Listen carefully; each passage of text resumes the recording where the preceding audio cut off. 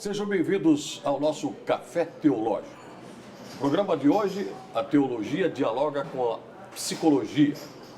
E nós vamos aqui falar sobre o papel público da teologia, sobre secularização e também sobre a relação entre psicopatologia e religião. Para nos ajudar nesta conversa, temos aqui o professor Adriano Furtado Holanda. Ele é psicólogo, mestre e doutor da Universidade Federal do Paraná. Muito bem-vindo, professor. Obrigado. Obrigado por ter aceitado o nosso convite. Muito obrigado. Junto conosco também está o padre Valdir Zanon, recentemente ordenado, 6 meses de ordenação. 6 meses. Né? Ele também cursou filosofia e teologia, que são matérias fundamentais para a formação do padre. Seja bem-vindo, padre. Muito obrigado, agradeço o convite. Estamos aí juntos para iluminar essa reflexão e abrilhantar essa nossa conversa. Perfeitamente. Uma primeira questão que eu gostaria de conversar com os amigos é: a teologia tem um papel público, professor? O que o senhor acha? Eu acho que, como qualquer grande discussão e qualquer proposição que se aproxima da ciência, que se aproxima da produção de saber, sem dúvida nenhuma tem um papel público necessário, diga-se de passagem. Quer dizer, a teologia não é para ficar enclausurada, então, nos seminários, nas igrejas. Eu acho que não deveria, né? Não deveria ficar. Como nenhuma outra ciência, nenhuma produção de saber. Talvez essa seja uma grande discussão para a gente fazer, para se pensar o que é produção de conhecimento. Mas, sem dúvida, eu reconheço que existem teologias e teólogos que acabam ficando presos nos seus próprios nichos, né? Mas eu diria que padeceriam do mesmo mal que qualquer outra ciência que se fechasse em si própria. O que o padre Valdir acha disso? Se nós olharmos de modo objetivo o Evangelho, né, nós vamos ver que nenhum discurso de Jesus era apenas um discurso teórico. Né? Aliás, hoje em dia, pensar numa fé somente teórica esvazia a mesma proposta daquilo que é o que Jesus queria. Então, que próximo nos diz o Evangelho, ide, de crescer e muito mais, né? Levar a palavra aos outros, saiam em missão. Então a gente consegue perceber ao longo da Sagrada Escritura muitos momentos em que a palavra se torna prática. A fé, ela tem que ser prática. A nossa religião é a religião do amor, claro, é a religião do amor, mas não do amor teórico. Nossa religião é do amor prático, da doação, da caridade. Então, qualquer discurso, qualquer teologia que se faça, que se preze, precisa de uma parte prática, uma parte pastoral, uma parte aplicada, assim como qualquer ciência, né, que precisa dessa parte pragmática. E hoje em dia, né, se nós fazemos uma dicotomia, de fato, de separarmos a teologia que é pensada da teologia prática, nós estaremos, de fato, esvaziando essa ciência, né? Que nos ajuda a compreender as coisas de Deus, que nos faz refletir e pensar e fazer o discurso sobre Deus, né? Isso que nos diz a própria teologia, mas, de fato, ainda estaremos pecando contra aquilo que o Mestre queria, que era levar, anunciar, ir. Esse mandamento, né, esse imperativo de ir e anunciar a palavra a todas as nações deixaria de fato de acontecer.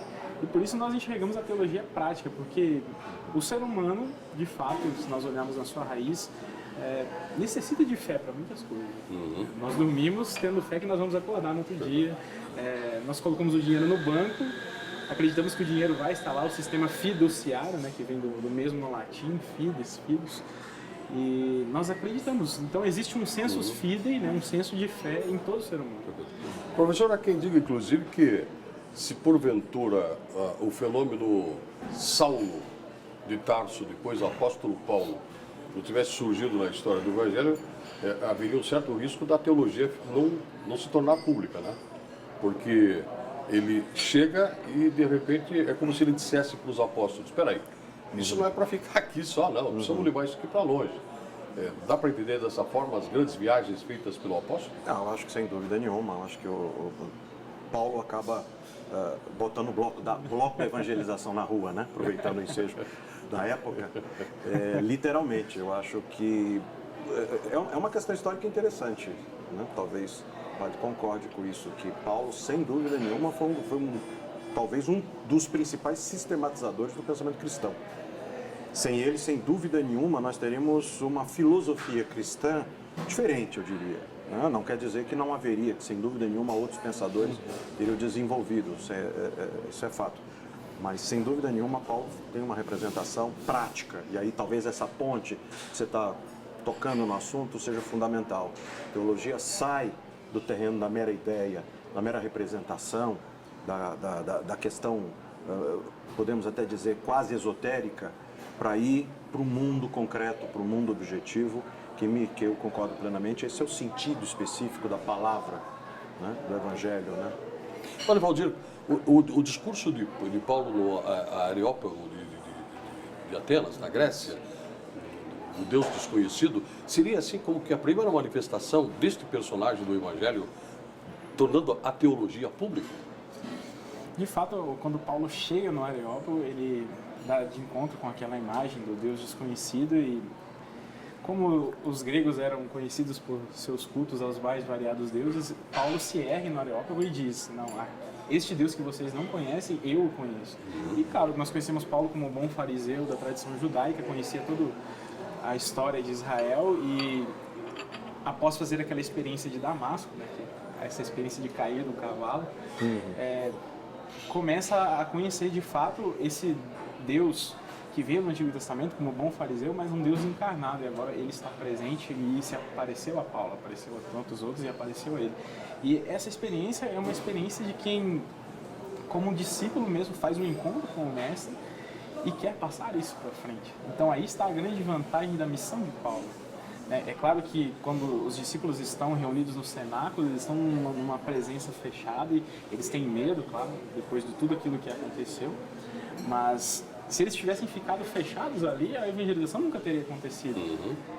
E a partir daquele momento que eles saem, a evangelização começa na região de Jerusalém, que é a mesma Jerusalém que crucifica, é o primeiro lugar que deve ser pregado. Então você imagina o desafio daquele grupo de discípulos. E Paulo, muito mais, vamos pregar aos outros. Como bom conhecedor da filosofia grega, sabemos da sua influência platônica, ele chega e se depara com esse fenômeno religioso e aproveita disso para pregar a teologia de Cristo. Né? Perfeitamente. O conhecimento. Professor, na sociedade pós-moderna, existe espaço para a teologia, para ela participar, por exemplo, de discussões relativas à economia, à política, à ciência, assuntos conflitivos como o aborto e outros assuntos dessa ordem? Existe e eu creio que nunca deixará de existir. A modernidade, pós-modernidade, seja o nome que nós quisermos dar, ela não exclui em nenhum momento o papel da teologia. Desde que, eu acho que é essa a direção dessa nossa conversa, desde que ela também não se encastele nas suas regras imutáveis. Eu acho que um ponto para a gente pensar sempre é o seguinte: o mundo muda. Se o mundo muda, a gente tem que acompanhar essa mudança. Nesse aspecto, a teologia tem um papel fundamental, sem dúvida nenhuma. Porque, afinal de contas, eu acho que é uma questão interessante, é não pensar a teologia somente como reflexão a respeito do transcendente, mas pensar a teologia como a relação com esse transcendente. Aí a gente inclui isso em mundo objetivo, inclui esse sujeito que sofre, esse sujeito que padece, esse sujeito que ama, esse sujeito que venera, esse sujeito que vive e morre, né? Então eu diria que sim, acho que há espaço e é necessário que se pense muito nisso. Não sei se eu exageraria dizer, mas eu percebo isso com muita clareza em João Paulo II. Partir fundamentalmente de João Paulo II, me pareceu que ele percebeu essa necessidade para que a coisa não se perdesse. Então, eu acho que ali se inaugurou um momento que não vai se diluir. Aproveitando esse gancho, João Paulo II, de alguma forma, através do Papa Móvel e dos aviões, e do beijo que dava em cada terra que chegava, encarnava, de certa forma, um Paulo, digamos, do século XXI? Com certeza, a imagem de João Paulo II, nas suas inúmeras viagens, né, pode-se assim dizer, ele encarna o papel daquele que é missionário. Né? Tirar o Papa de Roma é um grande ensejo daquele que quer ser missionário. E esse é o discurso dele. Como né? diz o professor, desencastelar. Desencastelar. Não é verdade. Sair do Vaticano. A Igreja do Vaticano II é abrir as portas e sair de si mesmo.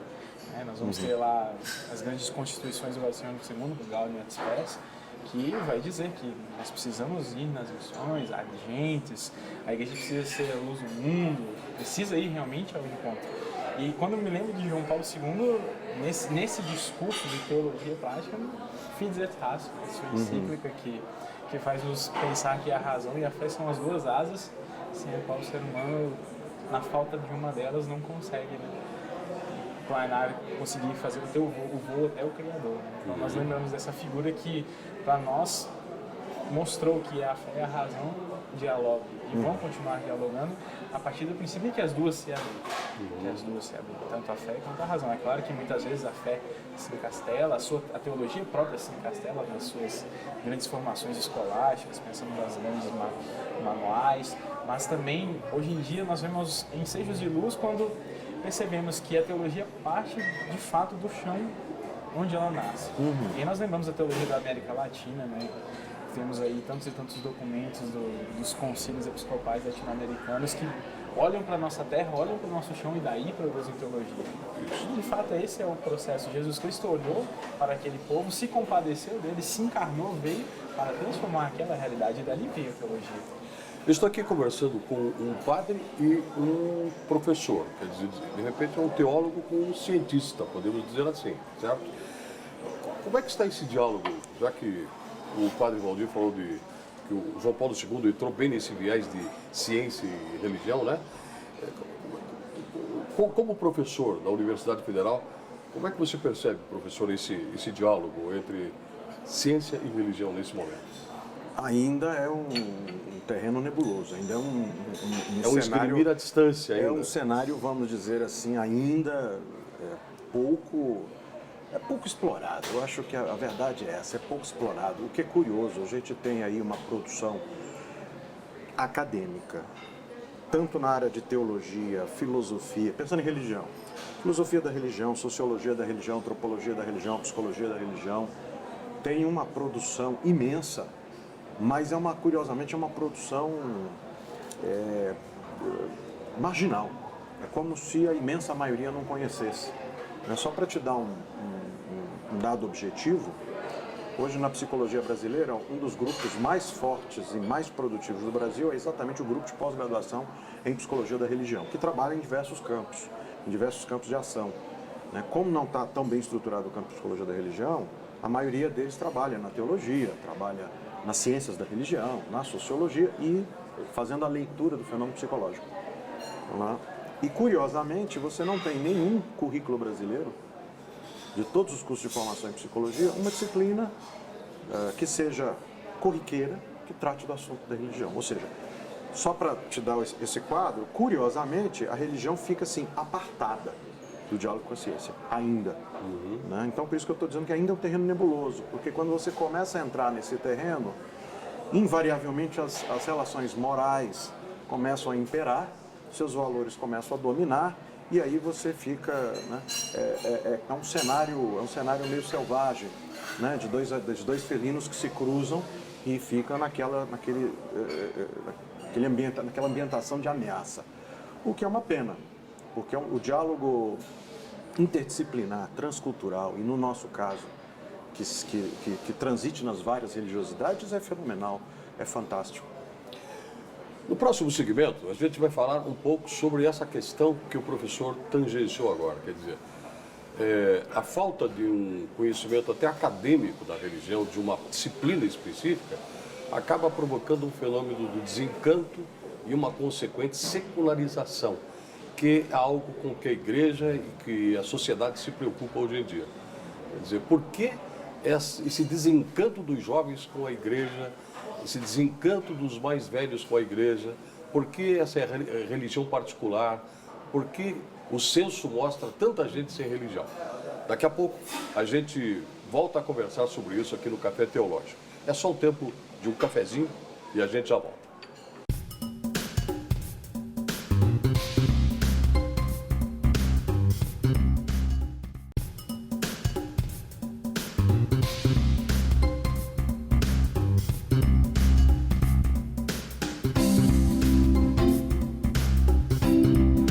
Estamos de volta com o nosso Café Teológico, conversando hoje com o professor, mestre, doutor, professor de Psicologia da Universidade Federal do Paraná, Adriano Furtado Holanda, e o padre Valdir Zanon, que hoje trabalha na igreja de São Carlos Borromeu, no nosso Jardim das Américas. Exatamente. Vamos conversar um pouco agora sobre essa questão do pluralismo religioso e também da secularização. São fenômenos típicos desta época, a própria sociedade um pouco mais hedonista, consumista, ela determina isso. Aquilo que nós falávamos, eu tenho a minha religião, ou não tenho religião nenhuma, não preciso ir na igreja, eu converso com Deus e me resolvo com Ele. Como é que vocês analisam isso? Fique à vontade. Professor, por favor. É natural que a gente pense que a tendência de toda a modernidade e a tendência de todo o processo de secularização seja a diminuição do público religioso, né? Eu não conheço nenhum censo dos anos 500 para saber, naquela população, quanto de pessoas realmente não criam ou de fato tinham religião. Eu quero crer que isso é um movimento absolutamente natural de qualquer sociedade. E vamos pegar só o censo brasileiro, onde chamou-nos muita atenção na primeira vez, porque talvez tenha sido a primeira vez que tenham pegado isso, terem se perguntado e terem descoberto, no primeiro momento, 7 ou 8% da população que se diz sem religião. Isso foi um golpe no orgulho brasileiro, porque o país sempre se auto-intitulou um país católico. Hoje eu faço questão de dizer que nós temos que ser honestos, nós somos um país cristão. Nós somos um país verdadeiramente cristão, aí eu acolho os espíritas, eu acolho os pentecostais, neopentecostais, enfim. E agora com o último censo, houve um aumento para 15% da população. Você observa que em qualquer grande capital, o nível de religiosidade é menor do que no ambiente fora da urbanidade, vamos dizer assim. Pode ser uma tendência. Por outro lado, quando você faz pesquisa sobre sentimento religioso, você se depara inevitavelmente com aquelas pessoas dizendo sem religião, mas manifestando uma espiritualidade ou manifestando uma religiosidade diferenciada, que me leva a crer que esse dado bruto não pode ser lido descontextualizado. Essa aqui é a minha grande questão. Eu sou daqueles que defendo a ideia de que não há ateu a não ser aquele que é ateu, graças a Deus, né? Tem sempre esse. É verdade. Mas é muito raro você encontrar uma pessoa que realmente assuma uma atitude ateística. É muito difícil. Concordo plenamente. Também, como desenvolvo os meus trabalhos junto à juventude da Arquidiocese, tendo contato este ano com o texto base da campanha da fraternidade que nos traz o tema da juventude, nós vemos um crescente número de pessoas que esse sentimento religioso existe, mas que de fato não existe aquele segundo passo que qualquer crente tem. Porque não basta eu professar a minha fé, eu preciso aderir também ao conjunto de valores, ao conjunto ético que aquela fé traz. Então, no sentido de que envolver-se comunitariamente hoje, parece que tornou-se um peso para aquele jovem. Então, eu sou católico? Sou, mas eu participo ao meu modo. Né? Eu não vivo de fato a minha fé encarnada, inserida, né? Às vezes tenho dificuldade de viver em comunidade ou me conecto, né? Como hoje nós temos este fenômeno das redes sociais e nós não podemos pensar em evangelização fora disso, não tem como. Nós, como igreja católica e como qualquer religião, precisamos estar neste meio e vemos que é fácil se dizer cristão, é fácil se dizer católico. Agora, o comprometimento e a ação prática da fé, essa parte se torna defasada. E aí a teologia não se torna prática, né, como nós discutimos. E vemos um crescente número de pessoas que dizem que tem um lado espiritual, religioso, mas independente de religiões. Independente da instituição. Aí é preciso se analisar se isso é um fenômeno, né, da pessoa ou se é um repúdio às instituições. Se você me permite, eu acho que aí está o ponto da questão. Que uma coisa é discutir religiosidade, outra coisa é discutir adesão a determinada instituição religiosa, e outra coisa é você discutir espiritualidade. Eu acredito que nós, todos em geral, temos um dado de espiritualidade. Agora, talvez o dado do censo nos mostre, seja muito mais uma refração de um contingente de pessoas que dizem assim: eu não concordo, por exemplo, um mero exemplo, com certas atitudes da igreja com relação a tal tema. Vamos pegar um tema, qualquer tema complexo, como aborto, como homossexualidade. Eu não concordo com isso. E aí nós temos que ser também coerentes. A maioria dos componentes institucionais, muitas vezes amparados por uma perspectiva teológica, refratam esse sujeito que é, na verdade, um divergente daquela estrutura. Né? Talvez aí que esteja a grande questão. Então, eu diria que a espiritualidade está presente inevitavelmente. Talvez a adesão à religiosidade, uma religiosidade específica, possa estar sendo mostrada nesse número aí grande do censo. Quer dizer, talvez pode ser, inclusive, que nesse momento o homem moderno, o homem e a mulher moderna, estejam um pouco refratários à heteronomia, né? Já que se planta tanto autonomia, autossuficiência, eu me basto e um certo egoísmo, também não preciso de ninguém que guie a minha fé. Pode ser que seguir por aí. Eu quero mudar um pouco o viés da conversa, mas continuando, fazer um diálogo mais objetivo agora, mais concreto, entre a teologia e a psicologia. Esse livro aqui é fruto de um trabalho do professor Adriano Holanda, junto com sua equipe, alunos Na verdade, esse daí é um uma grande grupo organização de profissionais que se organizou trabalham. isso, né? Então fala aqui, psicologia, religiosidade e fenomenologia. Como é que é esse diálogo? Hoje, por exemplo, o senhor tem um trabalho também que fala muito da relação entre religião e psicopatologia, né? Esse é o, digamos assim, é o meu viés de pesquisa quando eu trabalho em religião. Pesquisa de religião. Quando eu trabalho com pesquisa em religião e psicologia da religião, meu interesse, na verdade, é um macrocampo, que é saúde mental, né? Trabalhar com saúde mental, com psicopatologia, e dentro desse recorte tentar compreender as relações que existem entre saúde mental, relação saúde-doença em geral, saúde mental especificamente e religião. É um tema também complicado, espinhoso. Hoje nós estamos aí num momento em que a minha profissão, por exemplo, do meu ponto de vista, tem uma atitude muito negativa, muito inadequada com a questão da religiosidade, porque se acabamos de reconhecer que somos sujeitos de espiritualidade e de religiosidade, como é que eu deixo isso de lado em um determinado momento em que eu atuo profissionalmente? Isso é uma total cisão, total esquizofrenia. O profissional não... Como se o profissional não... Descolado da religião. Né? Eu acho que as pessoas confundem muito o que é a minha fé, quer dizer, a minha profissão de fé, e o acolhimento do espírito religioso, do sentimento religioso do meu outro. Né? Eu acho que as pessoas confundem muito. E aí eu vou nessa direção. Nesse aspecto que o professor Adriano colocou, os padres têm um espaço muito especial, que é o do confessionário. Porque ali está um espaço também psicológico. A pessoa vai ali abrir o seu coração e colocar as suas mazelas, né? O acolhimento na confissão é diferente, né? Porque, de certa forma, vou lembrar aqui do Evangelho, o padre se coloca na posição do pai do filho pródigo, de certa forma ou não? De certa forma, como o pai do filho pródigo, está ali para escutar, né? E é claro que não somente elementos de fé, né, na hora da confissão, né? Nós precisamos ser objetivos também, né, no sentido de aquilo que nós escutamos, nós precisamos saber o que são coisas de fé e o que são coisas também que são relacionadas à psicologia. E é claro que na nossa formação temos alguma outra disciplina relacionada à psicologia da religião, psicologia propriamente dita. Um padre pode indicar um psicólogo para alguém que vai se confessar? Com certeza. Com certeza, porque existem problemas, né, que o sacramento da confissão é o sacramento da confissão dos pecados e não do tratamento psicológico. É claro que isso, o professor pode até explicar, existe uma melhora da pessoa, né, através da confissão dos seus pecados, mas existem elementos onde a pessoa fica patinando e não consegue sair por si, e ali não é a confissão que trabalha, né? Nós temos também, além da confissão, temos o aconselhamento pastoral também, né?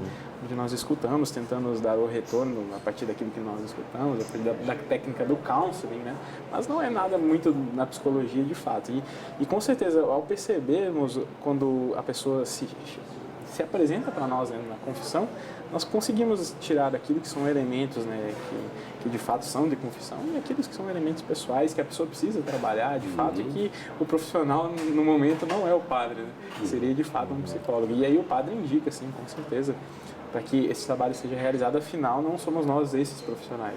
Já conversei também, professor Adriano, com psicólogos que falaram para mim o seguinte: em função do pentecostalismo, principalmente da teologia do sucesso, da riqueza, do bem-estar de Deus, de repente é o serviçal, não aquele que deve ser da prosperidade, quando as pessoas se frustram com as promessas desse Deus feitas pela boca dos seus pregadores, e acaba desaguando no consultório psicológico. Como é que o senhor analisa isso? Deus que eu esperava que me atendesse, me desse o emprego, a namorada, o marido, o carro, não me deu nada. E agora o que eu faço? Coitado de Deus, quanto trabalho ele Pois tem, é. meu Deus do céu. Já fez o trabalho de criar e agora ainda tem que gerir, né? Tem que cuidar. Parece um pouco os jovens de 40 anos Não hoje é? que estão com o filho dentro da casa do pai ainda. Pois né? essa é uma das consequências que eu tenho muito interesse, né? Na fala do padre estava falando, eu tenho muito interesse em saber quando é que eu posso me aproximar da religião, quando é que o padre pode ser o meu companheiro profissional na atenção à saúde mental. Agora, com toda essa polêmica com crack, álcool e drogas, por que eu não posso fazer uma grande parceria enquanto toda a comunidade para a gente trabalhar junto? Porque eu não posso dar conta dessa totalidade. E existe esse outro lado, que é exatamente esse o campo que eu gosto de pesquisar. Quer dizer, o quanto que a religião auxilia na melhora, ou seja, o quanto que a religião é quase que uma condição necessária para você obter saúde, e o quanto que a religião adoece. O quanto que promessas, previsões, né? O pai estava falando, quando eu vou para o confessionário e eu confesso um pecado, eu não confesso uma ideia, né? Eu não confesso uma representação, eu confesso um sentimento. Eu confesso algo que me angustia, do qual eu padeço e eu sofro. Então, eu não tenho como descolar, né, o trabalho do psicólogo, o trabalho do padre. O sacerdote, o feiticeiro antigo, foram os primeiros psicólogos que a humanidade conheceu. Né? Então, é nesse terreno que eu acho que a gente tem um grande campo para poder fazer uma boa parceria. Nós podemos marcar um outro café teológico, um outro encontro desse para tratar deste assunto que eu acho bastante importante. Com certeza. A questão do sentimento, a questão de você ter quem te escute, quem te acolha na tua miséria, porque parece que o mundo de hoje se fechou para ouvir, né? A pessoa está conversando com a outra e já está pensando em dar resposta e não está escutando o que o outro está dizendo. E não sabe o que acontece do outro lado. É um mundo paradoxal. E não sabe entender o sentimento, né? Você está conectado com o mundo todo, mas você é incapaz de olhar para o seu colega que está Eu falo pela internet com o outro lado do mundo, mas não sou próximo para aquele que está sentado comigo à mesa às vezes. Professor, quero agradecer muito a sua presença no nosso Café Teológico de hoje. Eu que agradeço. E convidá-lo para outros encontros que o senhor possa vir colaborar com o seu conhecimento e também com as suas dúvidas e com a sua vontade de aprender Será também. um prazer. Muito obrigado. Obrigado. Padre Valdir, da mesma maneira, muito obrigado. E se prepare porque vem aí a Jornada Mundial da Juventude e temos muitas coisas para conversar também sobre a JMJ Rio 2013. Muito obrigado, né? Muito obrigado, Sérgio. É uma alegria estar com vocês e esperamos reencontrá-los aí. E sempre que a discussão for neste nível, né, onde nós precisamos de fato compreender as coisas de Deus e colocá-las em prática, estamos à disposição. Tá certo. Tivemos hoje no nosso programa, onde dialogamos um pouco com a teologia e a psicologia, com o professor, doutor e mestre em psicologia, Adriano Furtado Holanda, da Universidade Federal do Paraná, e o padre Valdir Zanon, que trabalha com a pastoral da juventude da nossa arquidiocese e também trabalha na paróquia São Carlos Borromeu, lá do Jardim das Américas. Até o nosso próximo encontro.